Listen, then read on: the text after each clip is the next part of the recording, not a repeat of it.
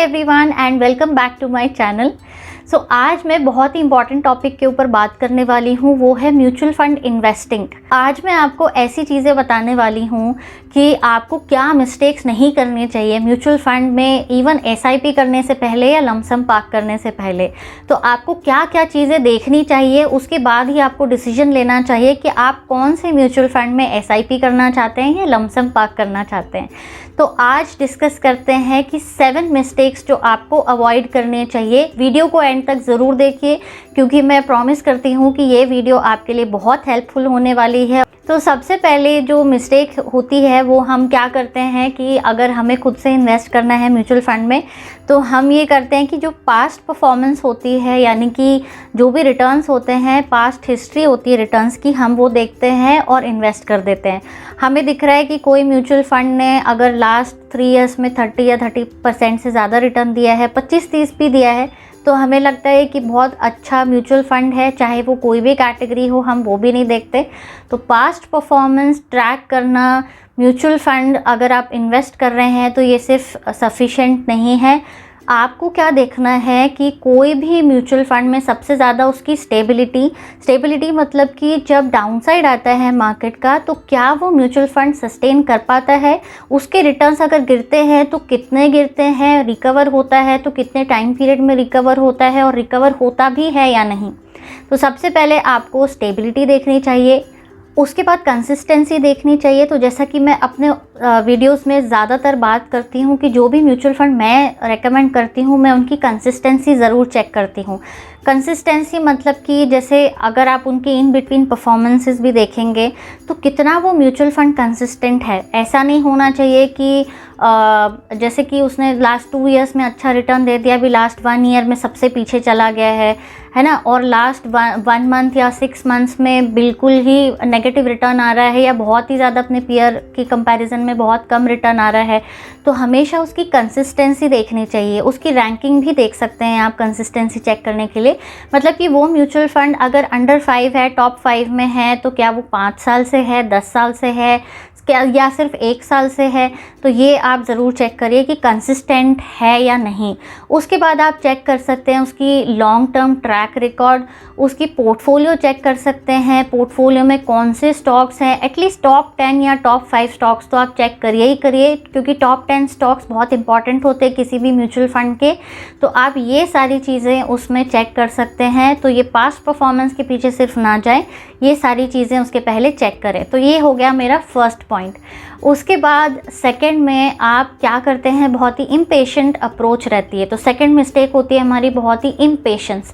अब इम्पेशेंस हमारे पास कहाँ से आता है, यही हमने अगर किसी डायरेक्ट स्टॉक में पैसा लगाया तो डायरेक्ट स्टॉक में तो आपको शायद 2 दिन में अच्छा खासा रिटर्न मिल जाए, या फिर आपको 6 महीने में अपना डिज़ायर्ड रिटर्न मिल जाए, या उससे भी ज़्यादा मिल जाए। तो हम क्या करते हैं, क्या गलती करते हैं, हम वो कंपैरिजन अपने म्यूचुअल फंड इन्वेस्टमेंट से करने लग जाते हैं कि मैंने म्यूचुअल फंड में पैसा डाला है, अभी मेरा पैसा तो बिल्कुल वहीं का वहीं है और 6 महीने में मुझे स्टॉक ने तो बहुत अच्छा रिटर्न दे दिया। तो ये अप्रोच हमें नहीं रखनी है।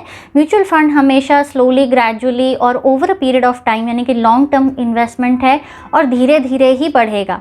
तो ये हमें गलती नहीं करनी है कि हमें इम्पेशेंस नहीं दिखाना है और लॉन्ग टर्म के लिए इन्वेस्टेड रहना है। थर्ड मिस्टेक डाइवर्सिफिकेशन की होती है। बहुत सारे इन्वेस्टर्स क्या करते हैं, उन्हें लगता है कि मिड कैप और स्मॉल कैप ही ऐसी कैटेगरी है जिसमें 50% का रिटर्न मिल रहा है, 40% का रिटर्न मिल रहा है, तो मैं इंडेक्स फंड में और ब्लू चिप कैटेगरी में क्यों इन्वेस्ट करूं, है ना। यही बहुत सारे लोगों को लगता है। बट आप ये चेक करिए कि आपको डाइवर्सिफिकेशन हमेशा करना है। स्मॉल कैप और मिड कैप इन्वेस्टमेंट बहुत लॉन्ग टर्म के लिए होता है, 7 to 10 ईयर्स के लिए भी हो सकता है।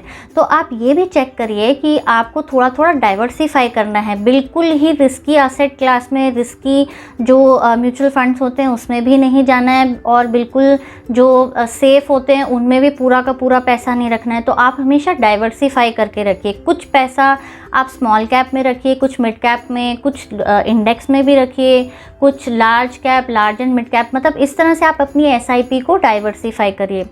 फोर्थ मिस्टेक होती है पोर्टफोलियो रिव्यू ना करना टाइम पर। तो टाइमली पोर्टफोलियो रिव्यू भी बहुत ज़्यादा इम्पॉर्टेंट है। अगर आप देख रहे हैं कि अगर आप बहुत साल से या कुछ काफ़ी टाइम से एक फ़ंड में इन्वेस्टेड हैं और उसकी पोर्टफोलियो क्वालिटी ज़्यादा अच्छी नहीं है, आपने कहीं से देखकर पढ़कर उसमें इन्वेस्ट कर दिया है, पोर्टफोलियो अच्छा नहीं है, उसके रिटर्न्स भी अच्छे नहीं आ रहे हैं, over a period of time आपने वेट भी कर लिया, तो अब बारी है आपके पोर्टफोलियो रिव्यू की। तो जो फंड्स परफॉर्म कर रहे हैं, जिनका पोर्टफोलियो भी अच्छा है, जो कंसिस्टेंट हैं, आप शिफ्ट कर सकते हैं उन म्यूचुअल फंड्स में डेफिनेटली। तो ये नहीं है कि म्यूचुअल फंड लॉन्ग टर्म है तो बस अब 5 साल के पहले मुझे देखना ही नहीं है, ऐसी अप्रोच होनी चाहिए। बट अगर आपको म्यूचुअल फ़ंड आपने गलत सिलेक्ट कर लिया है, आपके फाइनेंशियल गोल्स को पूरा नहीं कर रहा है, तो आप उसको एक बार रिव्यू ज़रूर कीजिए कि क्या ये सही फ़ंड है, क्या मैंने ये सही चूज़ किया है। अगर नहीं तो आप डेफिनेटली उसको रिप्लेस कर सकते हैं किसी दूसरे परफॉर्मिंग म्यूचुअल फ़ंड के साथ में।